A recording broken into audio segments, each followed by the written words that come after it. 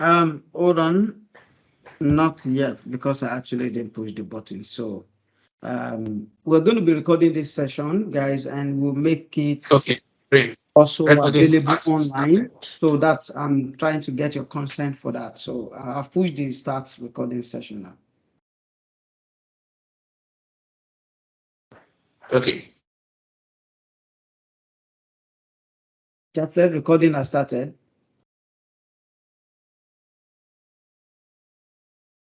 so recording has started. Everyone aware.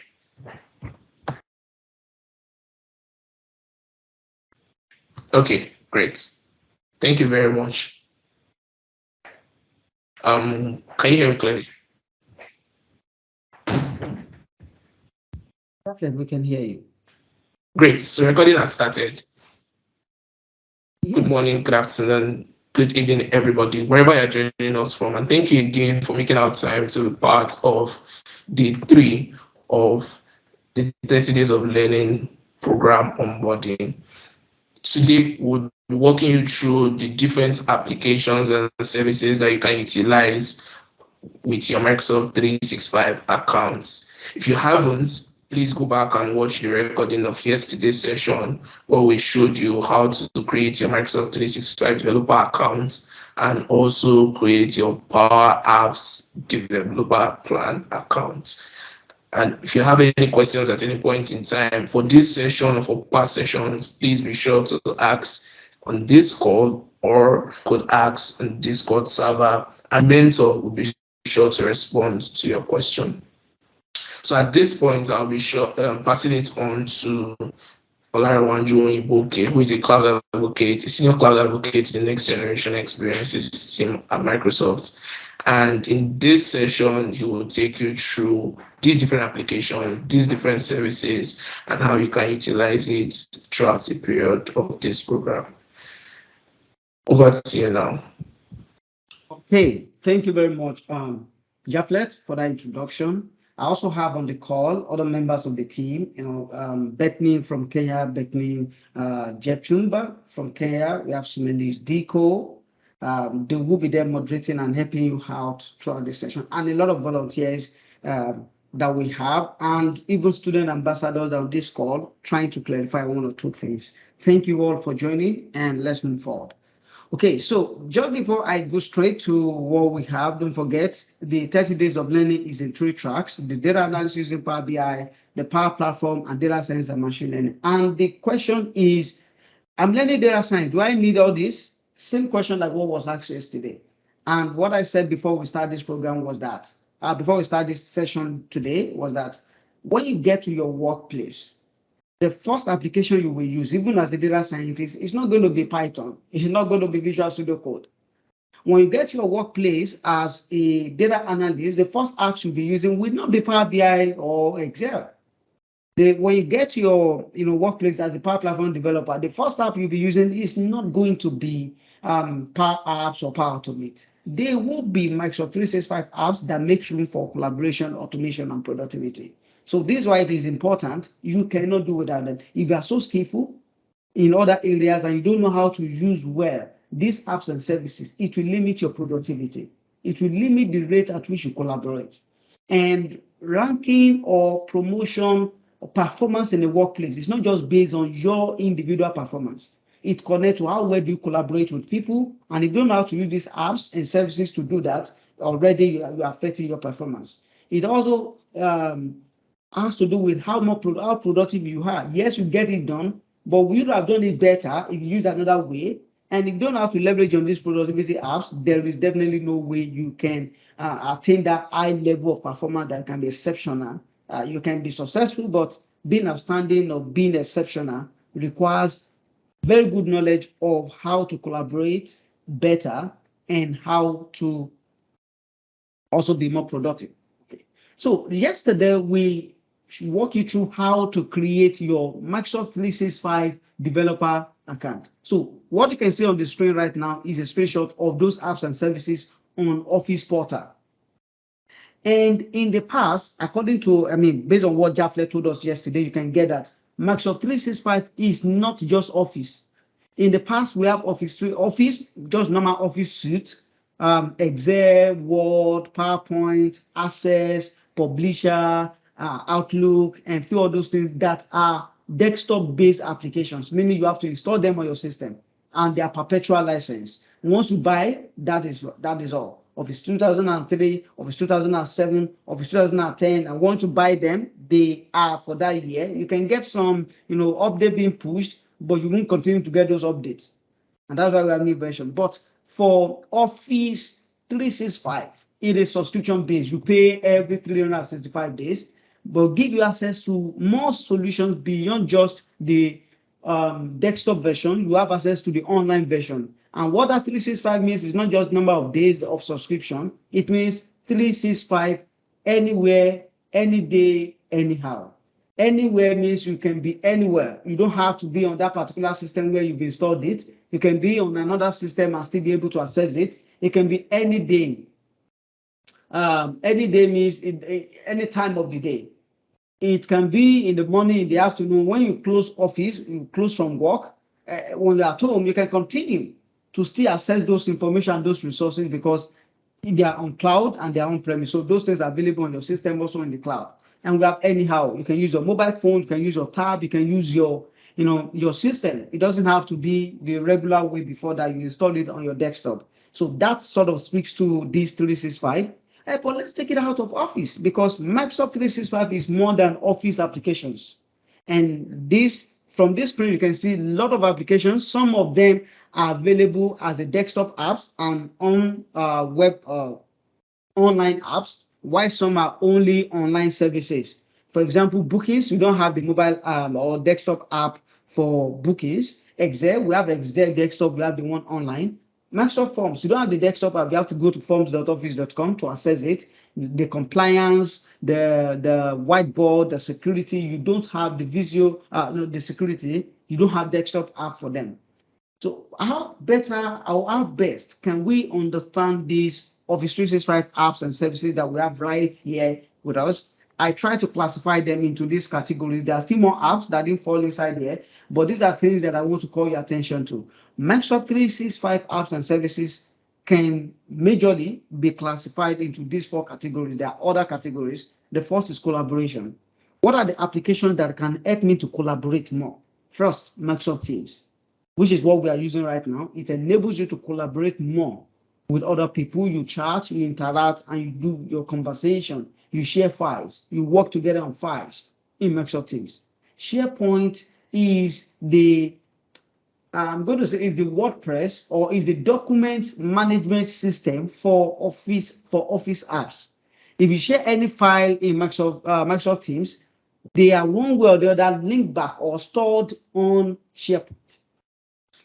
If you work online on any document, maybe Word, Excel, PowerPoint, they are still connected to your SharePoint, because SharePoint is that engine that houses the documents on Office 365 ecosystem. Much more than just documents, saving. SharePoint can also be used to create websites. So your intranet, different type of sites for your teams, for your organization. You can create sites with SharePoint. Isn't that interesting? And I'm going to show you this quickly. Microsoft OneDrive is personal, is document storage, but it's personal. So the difference between OneDrive and SharePoint is organization-wide. It's meant for teams work. It's not meant for an individual to work with. If you are using SharePoint, then two or more people are working together there. It's making it central. But if it's OneDrive is personal to you. So this is the way it works. If you are using OneDrive, of course, you will have access to OneDrive, which is to store your own documents and files. But when you are sharing file with people, yes, you can share from your OneDrive, but when your team is working, the moment is a team that is working, it is not good that the document should stay on your OneDrive. It is good that it should stay on your team's SharePoint, where everyone has access to, where you can define the kind of rights they can have. And I'm going to show us this thing. One way to also distinguish between SharePoint and OneDrive is that OneDrive is personal. It's just like my office. In an office, I have let's say I have my own cubicle, my personal office within our building. And within my workstation, which is an office and closed office within the big building, that is my OneDrive. If you come in, if I invite Beauty or Kende to my OneDrive, to my office, I can kick you out. If I kick you out, meaning I can revoke the access I've given to you to access the file. And because I've revoked that access does not mean you don't have access to anything again in the organization. You only don't have access to what I have revoked access for, because you have entered my office and I sent you out of my office. That doesn't mean you don't have access to any other offices in the building. That is how it is for OneDrive, because it's personal. But for SharePoint, SharePoint is like the building. If you are kicked out of SharePoint and you can't access any SharePoint, then you are no longer in the building, then you are no longer in the company. So SharePoint is for teams, for company-wide usage and teams by teams, but OneDrive is for personal. Let's move to productivity apps. Outlook helps you to be more productive. With the AI intelligence embedded into it today, you can do a lot more, both on the web and on the desktop. Excel Online, which I'm going to show us how Excel Online connect to Microsoft Forms. Fantastic combinations. I have used these things to prove to people that you can actually be proactive. And I'm going to show you this trick. A lot of people know how to use Microsoft Forms, but they are not productive with it. But I've shown you the best way to be productive with Microsoft Forms. PowerPoint, of course, most of all these things you are seeing right there, I built them with PowerPoint. I do a lot of creative things with PowerPoint beyond just designing of presentation. OneNote is just like a note-keeping apps. Instead of using sticky notes, you can still use sticky notes, but you keep your files and they connect, they synchronize. Either on your phone, you can access them, either on your system, you can access them on your tab, online, anywhere you can access them. Same thing goes to Microsoft Word. And there's still automation part of Microsoft 365 apps and services where we have Power Automate and Power Apps. I didn't bring the visualization aspect, which is Power BI, but Power Automate allows you to connect processes together. The challenge in the workplace today is not lack of applications. In fact, every organization you join today, they will have at least 3 applications doing so many things. So with applications, it's not that there's no apps doing some of the things we want them to do. The challenge organizations are facing is, how can we make these apps to talk together? How can we make them to talk to one another in a way that our process can now become more seamless? That is what Power Automate does, connecting those services together to talk to one another. Oh, someone fill a form. What should then happen? Send a message to Microsoft Teams. Then drop the details of the form on SharePoint. You have used SharePoint, you have used Teams, you have used Forms. Power Automate will help you connect these 3 things together. And when they talk to one another, you get more power. Power Apps help you to build applications. That Flex will be driving this track, Power Platform track. You build application. What will have taken a team to, spend days or months, to release their first MVP? You do that with Power Apps. In my former organization in 2020, I was the most exceptional employee of the year. That very year, I was building machine learning model. In fact, I was building a recommendation engine that very year in the midst of the lockdown. But while businesses were going down, they are not going down, but more processes are prolonged. What you ought to do before using on-premise application, you can't go to office again, you're at home, you don't have VPN to connect. Then there's a necessary delay in turnaround time across all major processes. How can we improvise? It took me less than 3 weeks to learn Power Automate and Power Apps.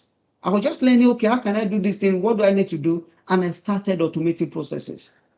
Before the end of 2020, I've automated over 15 processes. I wasn't a Power Automate guy before. I just learned it. It was that easy to learn. And I became the most exceptional employee of the year, not because of machine learning model that I built, but because I was able to provide quick wins that could solve business problems. And I leveraged on Power Platform. These automated apps, they were the things I used. So you see, even as a data scientist, you are spending 1 year, 3 months, 7 months building a project.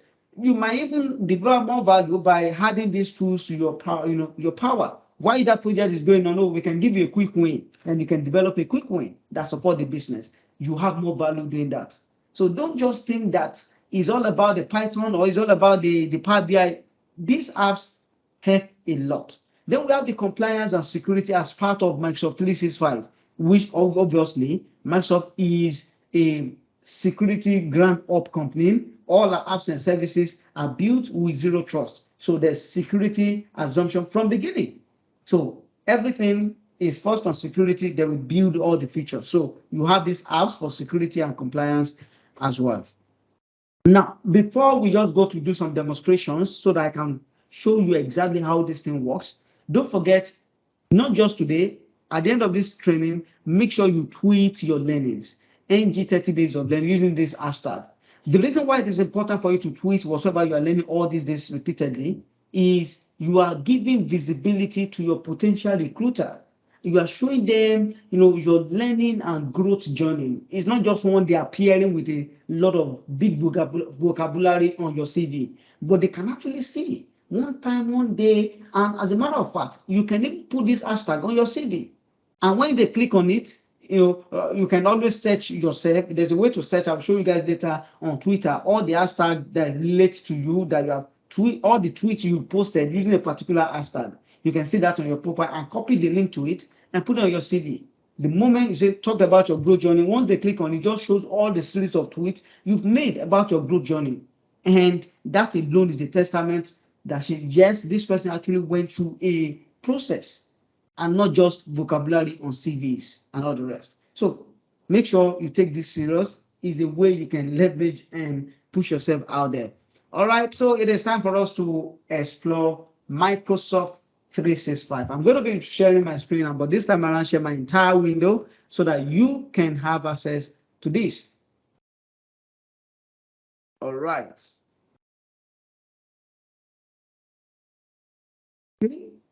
So I'm sharing my entire window. I'll be showing you, let's say, 4 or 5 applications. But first, don't forget yesterday we created a Microsoft 365 account. And in the video that we shared with you, there was a technical issue. So I tried to add to the video so that you can have a seamless process to create yours. When you go to office.com, that is the office portal, office.com. And that's the address that I often recommend. If you're saying, how do I get to Microsoft Forms? How do I get to this one? How do I get to that one? The first place you should go to is office.com. That is the central place. It's the portal where you can have access to Microsoft 365 apps and services. So when I go to office.com, if you log in with your browser, by default, it is likely to sign you in with your personal Outlook account. Mine is my organization now. It's likely to sign you in with your personal Outlook account. And if it does, you will realize you are not seeing as much applications as you are seeing here. And that's the challenge, because you'll be wondering, where do you get this? Oh, my team does not have this feature. Oh, this does not have this, because it has signed you into your personal Outlook account. So make sure it is not personal. If it is personal, you will see your email here at outlook.com, depending on what you use. But if it is official, you see the one we created, which is developer account. As you can see, I created this from yesterday's video, olachas at learn30days.microsoft.com. Yeah, that's your developer account. All right, so it has signed me in now. And the advantage of this is you can actually install, the correct Office on your PC. So when you say Office 365 apps and services, you can download apps. And when you download this, it will download Outlook, OneDrive for Business, Word, Excel, PowerPoint, and even more that are Office 365, Microsoft 365. And it comes with the license. But it's for learning purpose, of course. You're not using for businesses, so you download them. So if before you be using pirated Microsoft this thing, uninstall them. You don't need the pirated. You need something that is truly official. And this, once you download this and you install and you sign in with your developer account, it activates for you and you're good to go. Then you enjoy synchronization between your system and online. Right. So the screen I shared with you the other time, when you come right here, you can see some icons for apps pinned to the left-hand side. Where we are right now is the Office portal, and is a good place to start. This is a blank Office account. So I've not done anything with this at all. And when you come right here to this waffle button to the left, you will see more apps. If you click on all apps, you see the apps listed here. But let's go beyond that and click on explore all your apps.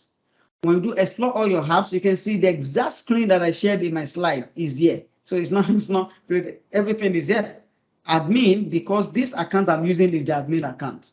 So if it's a license that is assigned to someone else, maybe you are working later in an organization, you might not have this admin if you are not the admin.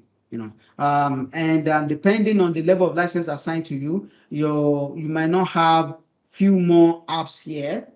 because if the license does not, have it, but I believe you should have all these apps. I will not be going through them one by one. As you can see, if you over on any of them, you will see some description that shows what this app means. But where should we start from? I'm going to start from Microsoft Teams. Teams is the most frequently used application today in a workplace, and it's so very powerful. What I mean by that, because it brings everything together. Today, there's literally no app that you cannot connect to Teams. The vision is when you wake up in the morning, the first app you should put on at work should be Microsoft Teams, and the last app you should close should be Teams. Because within Teams, you can get email, you can do everything you want to do. You can connect your custom applications to Teams, and it should be your one-stop go-to apps for not just conversations, not just for meetings, also for working, for doing the actual work. Right. So when I click here on Teams, I'm going to press down my control key to open it on a new tab. Right here is Microsoft Teams, and I will take you briefly through it. Is what I'm using, on this system. I'm using a different account on this system, so I'm opening this on the web so that we can see it on the web. It's taking some time to load. So what if you say when you load it on the web, it's going to ask you, do you want to open it or get the Windows app so that you can download the one on desktop? You're going to see that prompt. If you, yes, go ahead and then download. But if you don't see the prompt, it can open the web for you, but you always see a way to download. This download button by the bottom left is showing me that, download the desktop app, so you can only download it. Now, I'm in my Microsoft Teams, and this is the Teams web. You see, it's available on the web, it's available on the system. The account through which I'm having this call with you is different from the one I've logged in here on this call. So this is a fresh one. That's why everywhere is fresh. And by default, there will always be a primary Teams that we created, and it's going to carry the domain of your company. What I used to open this account when I was setting up is Learn 30 Days. So that is the company that is assumed that this is the name, this is the domain of the company. And what that means is every member of the company belongs to these teams automatically. But you can delete as an admin or remove it or do other things. So Teams, this is Microsoft Teams. You can create more teams, but most importantly, you chat with people. That's the first thing you do. I don't have sample data installed there. As we continue to relate and to work, you will see how it is here. But first, if I come here, if there's someone you want to work with part of your organization, just set their name here at the advance. There is obviously nobody because I have not set up sample data. When we're setting up this information, we did not. When I set up the Microsoft 365 yesterday, we did not download the sample data set. We should just create some fictitious users and assign license to them and create some past historic data as if they've been in the company. So we don't have that information, and we'll show you later how to do that. Okay, this is the Teams web, and other things you do on Teams is setting up meetings, which I will show you. Especially, for example, today, this call we're having is a webinar. So when you go to calendar, how do you set up this webinar or Teams? I have clicked to the left here on calendar, and it shows me my calendar. Everything is empty because nothing. You can meet immediately. That meet now. When you meet now, it's going to just create a meeting and can share the link with someone. Okay, join me on this call. That's fine. You can start the meeting immediately. Or you can, if you click this drop down button, you see 3 options here. You can schedule a meeting with someone. You can have a live webinar or even a live event. If what we are doing right now is a live event, then you can even join on your web without downloading Microsoft Teams. You will not have access to speak. You only see like a webinar with question and answer session, and we will be at the studio at the back end. The presenters will be at the studio. All these things, hopefully, we will find resources and share them with you how to set them up. But I will show you 2 things in Teams before we leave because I don't have user data to test. First is how to schedule meeting. I'm going to click on schedule meeting. you put the title of the meeting. So MOS, when I say MOS, I mean Microsoft Services, Microsoft Optimization Training. Let me say MOT, Microsoft Optimization Training, June. Let's just call it June. Who are the people? You can actually have people outside the organization as attendee. If I put Ozzy, this is one of my email at gmail.com, even people, even Gmail account, any email account, you can invite them. This is how you put their email. It's saying unknown because the person is not within the company. If the person is within the company, we'll be able to tell you the status of the person. Is the person free at this time, or is the person busy? So you'll be able to know, oh, the time I'm scheduling is not free for people. Let me find a better time that suits them. Date, when the training is starting, or the meeting, time, when is it ending, and the time. Or if it's all day, you can switch this. You can switch this on. So this is just, I'm going to leave it at this time. And if you want to have some agenda, what is it all about? Agenda, okay, Microsoft 365 apps and services. Okay, let's say this is the agenda. I can click on send right here. And when I click on send, it gets into my calendar. The person that should attend the meeting will also get an invite in their email. I will get invite in my email as well. Okay, so let's touch base with webinar, which I'm still going to, I might not be able to develop this fully, but I should be able to do that. Let's look at it. Webinar is different from Teams meeting. Teams meeting can take a max, I think, about 350 users at the same time on Teams meeting. 250 people meeting at the same time, but webinar can take over to at least 20,000 people, and live event can take a whole lot of that. And the advantage of webinar is you get a page for registration, and you get an invite in your mail that can also remind you a link to join, just where customized. And that is what I use for as many of you that actually register for this session through the webinar. So when I click on webinar, you get something like this, similar to Teams. It's similar to when you're setting up a standard meeting, and I'm going to call this NG 30 days of learning. And set the time, put the attendance here, who are the people attending this session with you, ozzy@gmail.com. So this time around, when it is a webinar, this is not the attendant. These are the presenters, either the moderators or people that please at the backstage helping you. Right now, your mic are muted. You cannot even do your video. But for the people that have had it as presenter, like Bethany, like Somelis, like Jafflet, at the back end, Jafflet has the access, can unmute himself, can also unmute others. So that is the feature and the possibilities that presenters have access to, or moderators at the back end. Now this is done. How do people then get registered? Automatically, because it is a webinar meeting that we're creating, you will see this guy here, view registration form. And you can also use this to require registration, that who can register for this event. If you click on none, it shows that nobody needs to register and they can attend. If you say for people in your organization, it means that yes, people can register, but only people within your organization can register. So even though outsiders can get linked to the registration form, they will not be able to fill it, because if you ask them to sign in, and if they are not within your domain, they will not be able to access it. But everyone, because it's for everyone. And now I can click on view registration form. What you can see right here is for the backend. These meetings I see here is for the backend. It's for the presenters. If we are starting by 1, I can actually put, if we are starting by 2 o'clock, I can put 1:30 here, so that the presenters and moderators can get there on time. Let's say we are starting from 2 to 3, so I can put 3 here. It's like 1 hour 30 minutes, but I'm using this so that presenters, moderators can get reminder on time. This will not affect the meeting. We want to start our engagement by 2 to 3, right? But in the back end, I've put 1:30 here so that there's 30 minutes for us to prepare, join, and reset. While on the front end here, this is the front end.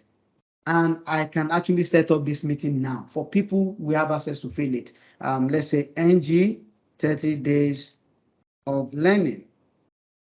And I'm going to set mine to be 2 to 3.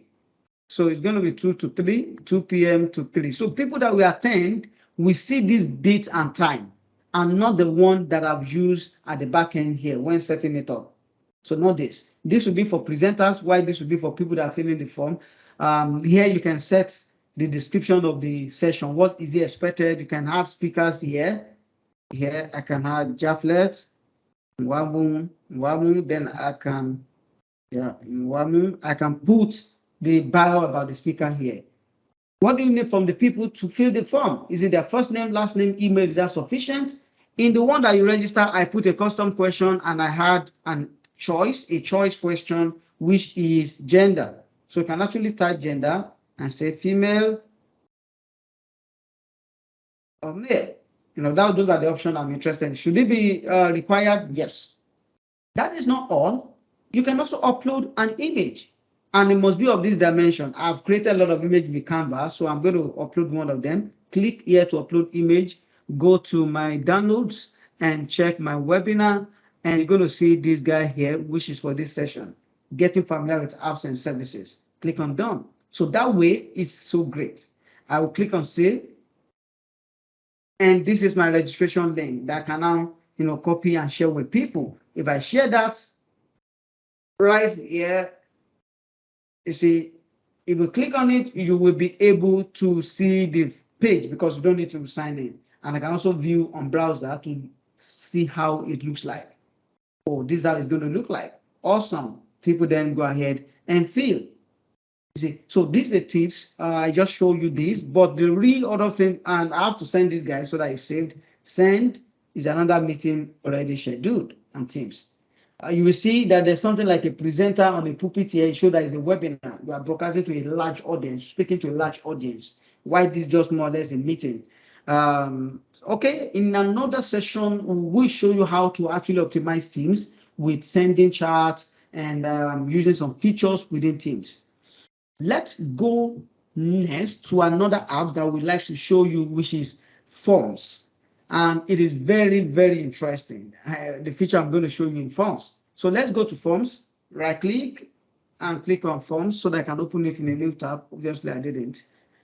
So this is my Microsoft Forms. You see this prompt trying to help you to navigate all around to get familiar with all these things. All my forms, yes, and click on Got It.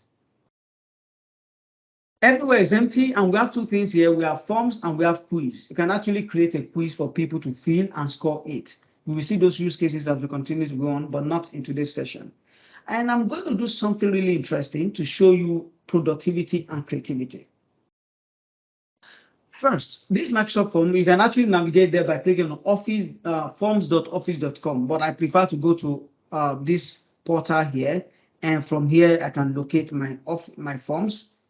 From all apps, you can see this is Forms, and you can also go to explore all your apps, and you will see more apps here and click on Forms. Okay, so we are here in Forms. How do you create new forms? And what is Forms? Form is similar to Google Forms. Yes, that's Microsoft Forms. Is to collect feedback or responses from your audience, and your audience could be internal employee or external. And for what we are doing right now, I'm going to ask 2 questions on this form. There are 2 ways to create form. This is the method 1. I don't advise this method 1 every time. I don't advise it. But let's say training. Let's just call this guy training. You observe something. This is my title. The moment I put training, this guy will have a spark. And this spark means an idea. The moment you put a title that relates to something that is an adjective or a noun, you will see this spark. This spark will give you a themes that relates to what you have typed there. I type training, and you see something that relates to class, relate to training. And these are the themes you see here. It's called themes idea. If all I put here is MOT, that thing will disappear because it does not understand MOT and cannot suggest those ideas. You just have to select from these themes. But if I put training, you'll be able to use some beautiful themes. This guy is back because you understand training, and you can apply any of this guy. It just affects the way the look and feel of your form automatically. But that is not what this session is about. Let's see how you can create forms. When I click on training and I just want to create 2 forms, there are 2 questions. There are different question types in forms. The choice, text, rating, date, even like a scale, rating, upload, where you can upload files, and net promoter score. The caveat here is that for you to fill a form and upload a file, you must be within the same organization. So if outsiders like you guys now, you are not within this domain, you cannot fill the form that requires upload. But if you are within the domain, you'll be able to fill. And let me just proceed because of time. So choice is here. I want to ask about gender. Just put my option here. Let me put female and male. Female, add option again and put male. I'm done. You can make it required by switching this here, required. And I also like making it a drop down. Click on drop down, meaning when people are filling it, they won't see the option. You have to click to see the drop down. And the next thing, I'm going to use a rating. A rating, how, on a scale of maybe how interesting is this training. I can make the scale on a scale of 1 to 10. Do you want it to be a star or a number? So prefer star. So you can do all this customization until you get your hands dirty. You might not be able to do this. So you have to start exploring it after this class. I'm done with these two forms. I can click on preview to see how it will look like. You see, just 2 questions, select your gender, and how interesting is this training? You can put a rating. I'm going to select a gender, male, and rate. I've submitted 1 question. When I go back here, because I'm at the back end, I'm the one designing the form, I can see the responses. Amazing. You see, I have the responses. All right. And to share this, I have to click on collect responses. Who can fill this form? Is it only people within my organizations? No, anyone or specific people. So when I click on anyone, meaning even you on this training can fill this form. And you might want to generate a barcode. You can click on QR code. If you generate one, you can download and share with people. If you go back to link, you can shorten this link to be something very simple instead of a long thing. It's still not readable, but at least it's now shorter than what it used to be. You can actually send it as email. It will open your email app immediately and put email or embed as a code. Copy this code, put it on the site. This form will appear on that site. Okay. So I will not share this with you because the one I will share is the second method of creating Microsoft form, and that will also link us to Excel Online. I'm going to fill this form 3 more times and say pick a female gender. The females are really enjoying this class. Submit and submit another response again, male, and say male is this. Submit. So I fill this form 3 times. And at the back end, yes, it's 3 times. And you can see here there's open in Excel. I'll be able to see the data of the people that fill this form. So click on open in Excel, which we download the data as Excel. You can see how these things are connected now. We are now moving to Excel. Oh, training 1 to 3. Yep, I'm going to click on it and open it up. Excuse me. Yep. Training 1 to 3. I'm going to enable editing. This is it. I have the data here. Everything. This guy was filled anonymously because I have changed it to anyone can fill the form. The first time I filled the form, I have not changed it to anyone. I say only people within my organization and was able to detect my email and name automatically. But if it's people outside the organization, there's no way it can detect your name and email except to put that question there. What is your name? What is your email? But if you are within the same organization and you set the form to people within my organization can fill, then you don't really need to ask them their name and email. If the form is only people in my organization can respond, you don't need to ask them name and email. It automatically collects those responses. Now, this is data. How do you analyze this data? Impressive. I will not even be showing you pivot table. I will show you a new feature in Microsoft Excel, which is analyze data. You can see it right here. When I click on it, I don't need to do anything. Automatically, it's going to go through this table and analyze the data. And it's done because it's able short. So it's done. You can see these are things you will have done yourself. But saying, yes, I've analyzed this data. It's just for you to, how interested is this training by email and gender? If you need it, click insert pivot table. It's going to show you automatically. How interesting is this training by gender? A bar chart already plotted for me. I click on it, it inserted it. These are things that you'll have strain your time and start finding how to, manually create them. You don't have to. And these are things that make room for productivity. Can you remember? And going back here to this same Excel, I can actually ask questions. And my question could be, maybe, how interesting is this training by completion time? If you said something, it's going to analyze, and this is it. I ask question and it's analyzing training by completion time. And I have it, I can insert it. And what it's doing there is the rating by the time they complete it. So everything you even need, you can search them right here. Now, that seems to be a way to digress, but let's go back to our forms. And that's almost round up this session. I told you that we have two ways to create Microsoft form. The first way is to go to your normal office.com and click on forms. And that takes you to this form environment. And from there, you can actually click on create new form. We will not be creating survey today. We will not be creating quiz. But this is not effective. Why am I saying this? Let someone else fill this form. I'm going to fill it. Choose female. This, submit. Fill again. Male. No, let's make it female so we have more. Submit. We have 5 responses now, but the data I have on my system is the 3 responses. So every time people fill the form, for you to analyze it that way, you have to go back and open in Excel by re-downloading the Excel file. You have digitized the data collection process, but you have created more manual processes for yourself. So even after I've downloaded it, if another person fills this form, for me to work with the most latest data, I have to download it again. So you can observe that is good, but it's not efficient, and that's not yet productivity. So how then can you truly be productive? By being proactive with your analysis. Good. So I'm going to show you this by going here. Anywhere you are in Office apps, go to this refill button and you see new. Okay, I don't have the option. Oh, you see new here. Sorry, you see new.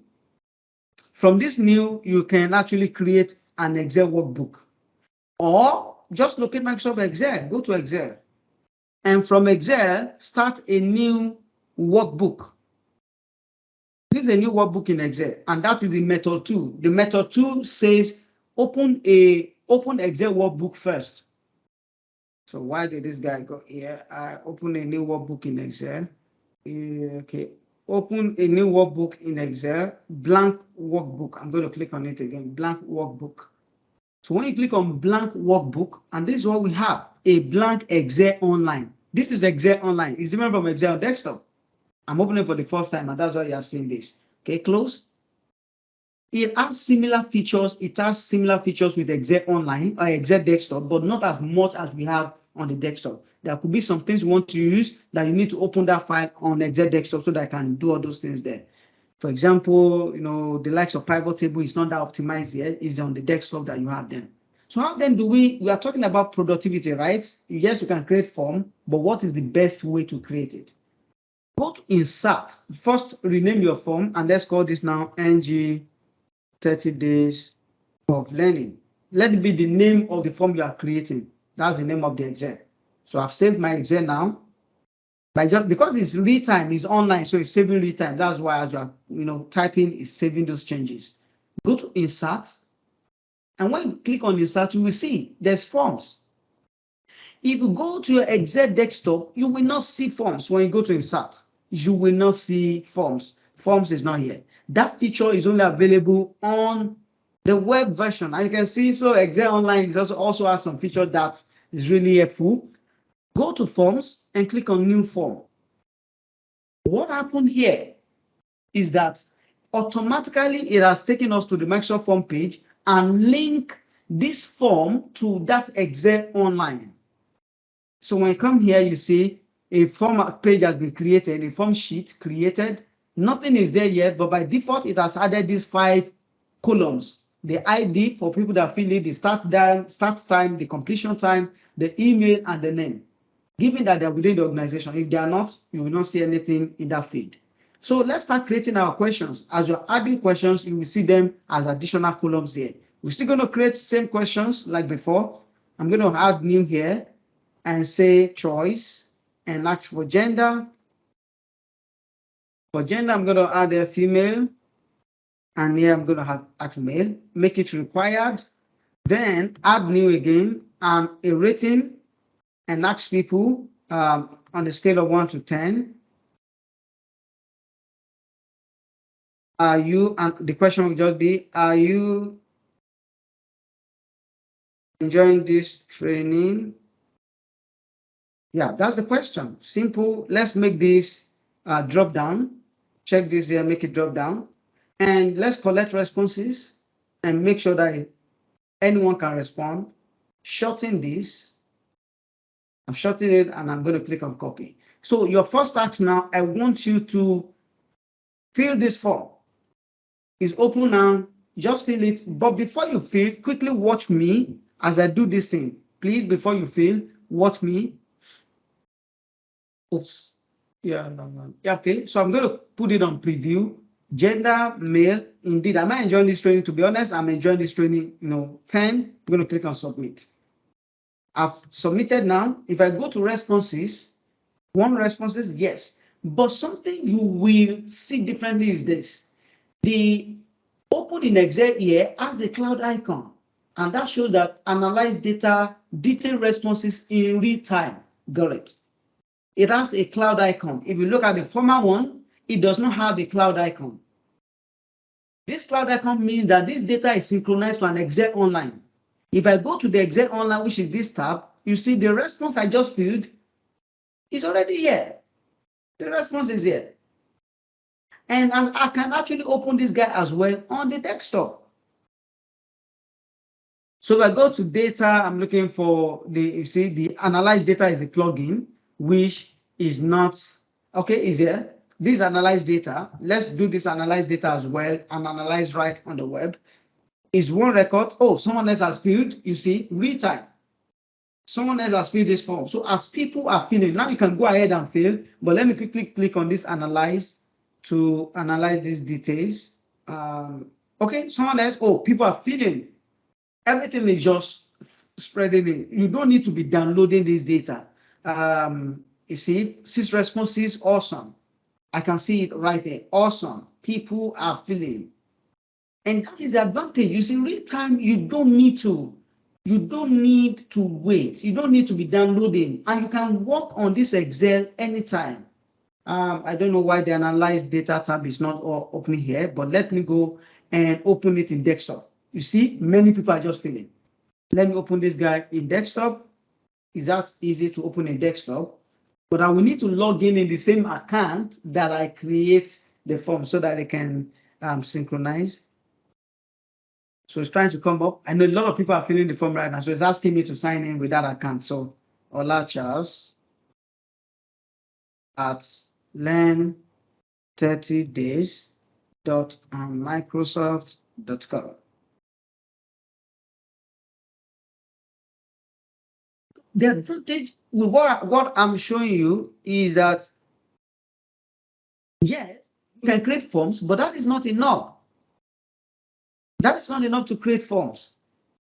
Can you be productive with the way you work on it? Yes, and that's exactly what I'm showing you right now.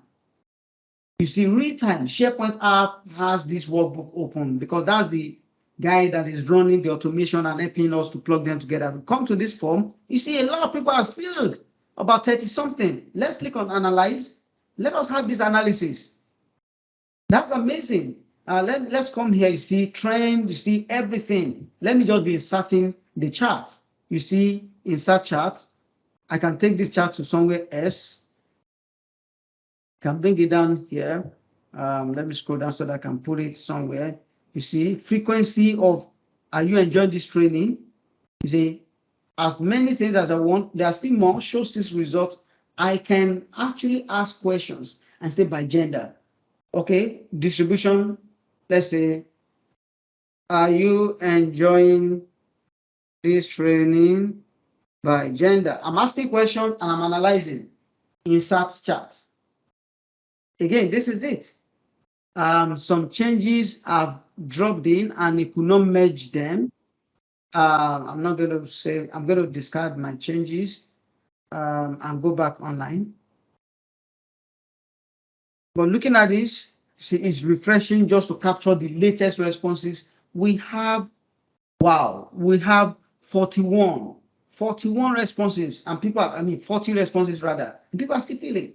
So you see, you will not know how much this thing is valuable until you have an opportunity to collect responses and you want to analyze them. So let's say it takes 1 week for people to respond to your organization. Do you want to wait till they are done before you analyze? Because every attempt you download the data and analyze it, every attempt, the data you have to start download again and reanalyze. But with this one, if you have done your analysis, if this chart is all I need, I don't need anything again. All I just have to do is to keep on refreshing, and as the information is refreshing, everything is working. Yeah, the analyzed data is working here now, so I can now ask, are you enjoying this training by gender? Are you enjoying this training by gender? So this is it by gender. So I'm going to insert this pivot. Okay, this is it. Are you enjoying this training by gender? Now is summing them together. One thing you observe here is summing them together, because these guys are coming as text and not as number. So I can format this guy to be numbers. So that way, and right here is summing them, and I can determine what I want it to be. Is it the sum, or I want this guy to be an average rating? Is it the sum or the average rating? So you can actually customize this and determine by saying show settings. Oh, summarize value as average. Let's say average. So this average rating.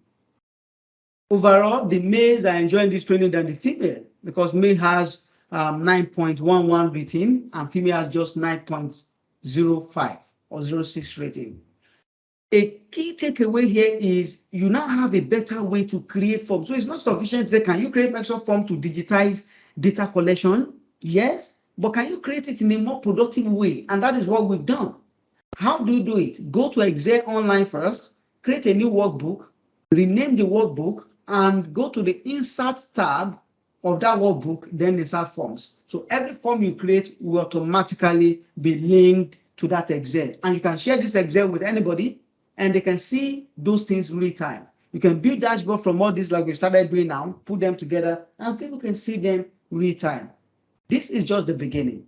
All right. So I haven't talked about this. The last one I will show you, as we have just less than 4 minutes to go, is SharePoint. So I'm going to introduce you to SharePoint. How you can navigate anywhere you are. People are still feeling, and as people are feeling, this form is getting really updated. I can see it shaking, updating based on the ratings that people are passing. And right here, okay, nothing there, but here, let's see some chart. Yeah, if I come here, the chart seems not to, updated, but I can go to my pivot table and I'm going to see refresh. The moment you click on refresh, you see, now we have the same for both the male and female, a little bit of a difference now.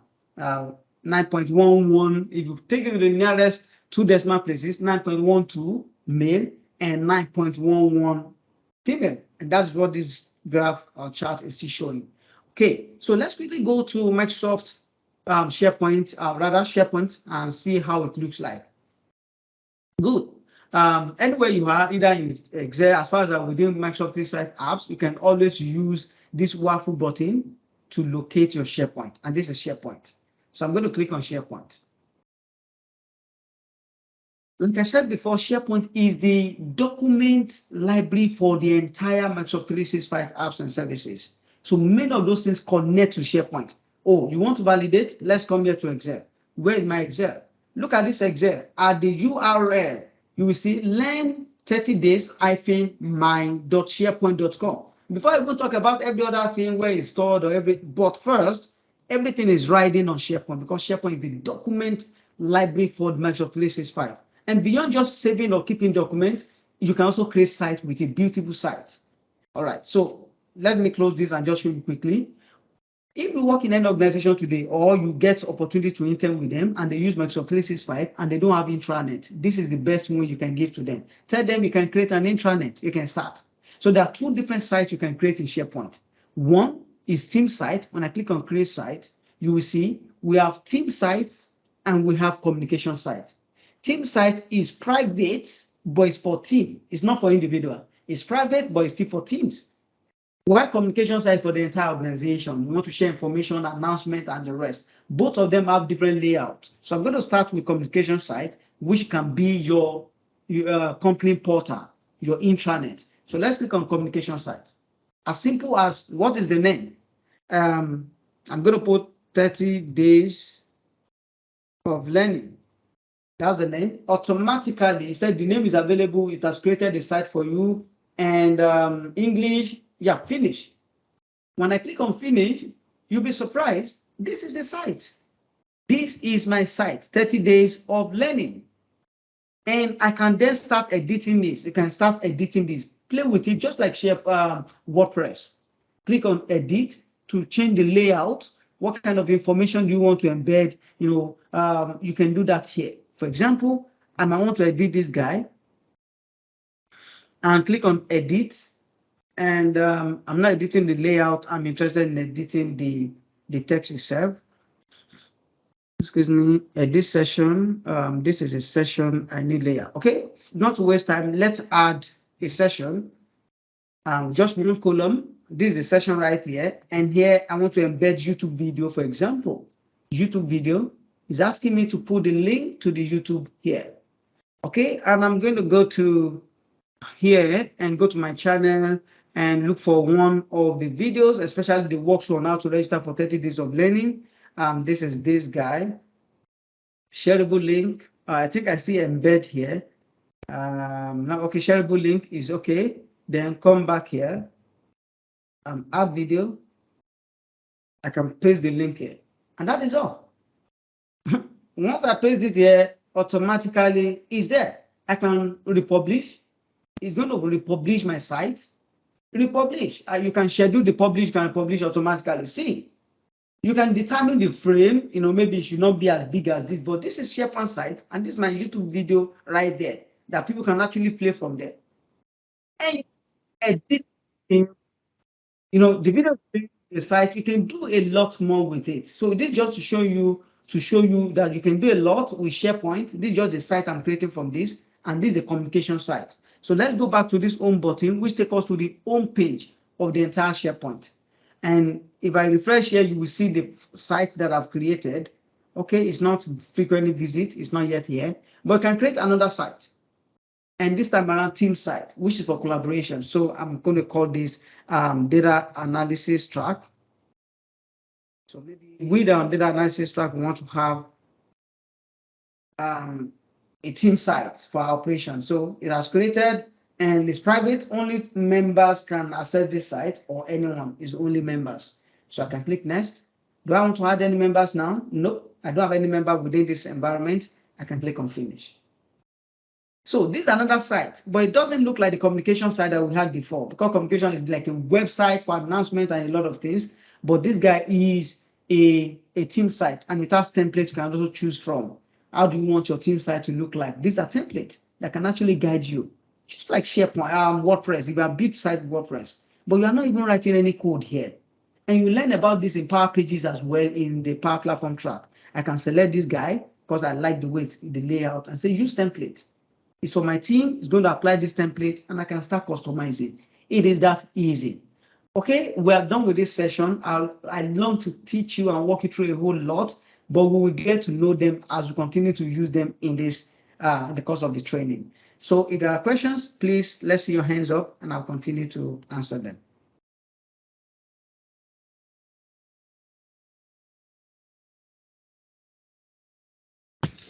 Whoa, wow, this has been amazing. Right at the beginning of this program, one told people they are going to learn a whole lot. I'm sure at this point I've been able to convince you beyond all reasonable doubt that 30 days of learning is going to be amazing and that you are going to benefit a lot from it. I don't know how many persons knew all of these things that Olariwanjo has just shown, but then for me, it's been super cool. If I had known them, before I joined Microsoft or before I got into tech. While I was still in school, my life would have been better.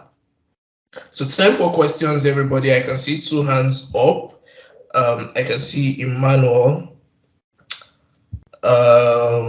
So I would be giving Emmanuel access to microphone now. Because of time, we need to make the questions short because again, we're stretching this out of time. We'll have just 6 minutes to conclude this. So please make your questions as brief as possible and straight to the point. Emmanuel, you have access now.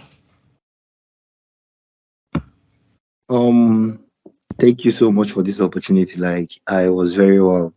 My question is, when I get the developer account on Microsoft 365, whenever I click on each app I want to use, do I get a signal? I can install all of them that has a desktop version on my desktop. That's what I wanted to know because I missed that part because my network was a bit cracky.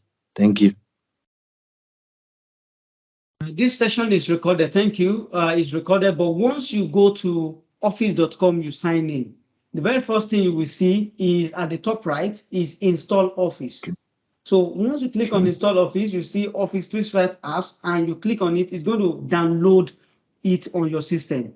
And then you will need internet access then to install it. Once it's done installing, you will then sign in with your developer account, and that is all. That will give you the entire Microsoft 365 package that is available as desktop. So you get Excel, you get PowerPoint, you get Word, you get Outlook, Publisher, Access, and the rest of them. You get them by default. Thank you so much. I really appreciate. I really, really appreciate. This was very nice. Great. Thanks for coming off mute to ask your question, Emmanuel. I would be giving Adam Mohammed mic access now, so you can unmute and ask your question. Yeah, thank you very much for this wonderful lecture. Actually, my question has already been answered. Okay, great. So let's give it next to Beauty. Thank you. Thank you for this session. It was, I'm using the words, it's really insightful. So my question is that when I create form using that Excel, is it possible that I am able to send, in case if I ask people filling the form to include their email address, is it possible for me to send them a response, like a personalized response, immediately they fill in the form? Like you see the way the response were coming in and the statistics were changing. Is it possible that when I have like a personalized response, when they fill in, when they send in their response, I send them a mail? I don't know if it's possible, but that's my question. Amazing. Thank you for that. I honestly don't want to jump on this question, but for the sake of people and for learning, of course, it won't be detailed. But what I'm going to say to you is this: it is possible. And that is what Power Platform Track will deal with. That is the power of Power Automate. Have you forgotten? It helps us to connect things together. So right here, if I click on Power Automate, it will load me straight into Power Automate. And in Power Automate, I can create that. In 2 minutes, I will show you how that works. And Jaflet's domain, that is what the guy will be teaching you. So if you're on Power Platform Track, you will learn a lot about these. I'm still within Office 365. I've clicked on Power Automate now. This is the first time. That's why I say get started. Just get started and let's proceed from here. I want to show you exactly how simple it is to connect to Microsoft Form in Power Automate. You create a flow. I won't be describing this because Jaflet will take you through all these sessions. It's an automated cloud flow, meaning whenever you fill a form, because of time, and I'm going to select my trigger to be when a new response is submitted on the form and say NG 30 days of learning, just for you to see, then click on create. And I need, the moment I do this, it's going to automatically sign into my Microsoft form. That's what it's doing right now. And it will detect every form that I've created. So you see now, if I open there, see training, that's the first form. NG 30 days of learning, that's the second one. That's what I'm interested in. So the moment it is, you also need to make sure that you create a question feed on the form that's asking for email. Let me just ask for your email so that when you people test, you will see. So I've asked for email now, and go back to Power Automate And get response details is the next action you add, because you want to get whatever the person feel so that you can send email to that person. So when I search for get response details, I have this. What is the form? Is still this form, and what is the unique ID, response ID? Don't worry, I won't be explaining it. I just want to show you that it's possible. I'm going to save this so that I can synchronize and pick the new questions I've added to the form, because it wasn't there when I started the form. I'll refresh now, reload my screen, and I have this. When you have this kind of error, it's not like you've lost your changes. Go back to my flows, click on OK. You will see your flow there. Click on this pencil button to edit again. And the last action that I need to add is just send an email. Send email. So when I click on send email, you see send an email of 365 Outlook. It will also sign me in, because this is the first time I'm using this service. And you say, who am I sending this email to? I'm going to click on dynamic content right here, and you will see email, because I've asked the question on the form, email. So that's the email is dynamic. Testing NG 30 days of learning. And what is the content you want to, you can actually personalize this, create condition and a lot of it, just to show you that you can send email. You can say I, put their email there, because if you ask for their name, you can actually call on their name. I, thanks for being part of this. That's all. Come to show advance and make the message importance to be high, so it's not just low, and save. That is all. Right now, I want you guys to fill the form again. If you fill the form, you will get email in your email account. This flow will do it. These 3 steps, and these are the things we do in Power Automate.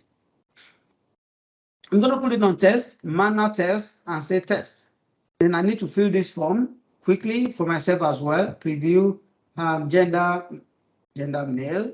I'm enjoying this training, and I'm going to put my Gmail here, ozzy@gmail.com, and click on submit. Awesome. Submitted. The flow will run. The flow is running right now. I said flow ran successfully. It has sent the mail. If I go to the Gmail that I have, so that you guys can see, this is my Gmail. The email will have dropped. This is it, testing, NG 30 days of learning. This is my Gmail, ozzy@gmail.com. Thanks for being part of this. So you see, a lot of things like that, and please don't miss any of this session. This is just the beginning. We're just getting you onboarded. As you can see, it is easy. Thank you, Jaflet. Our time is fast spent. You can keep asking questions in the Discord channel. Thank you. Thank you for the response. Great.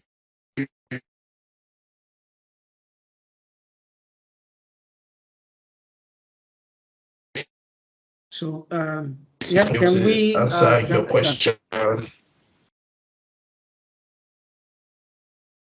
Can you hear me?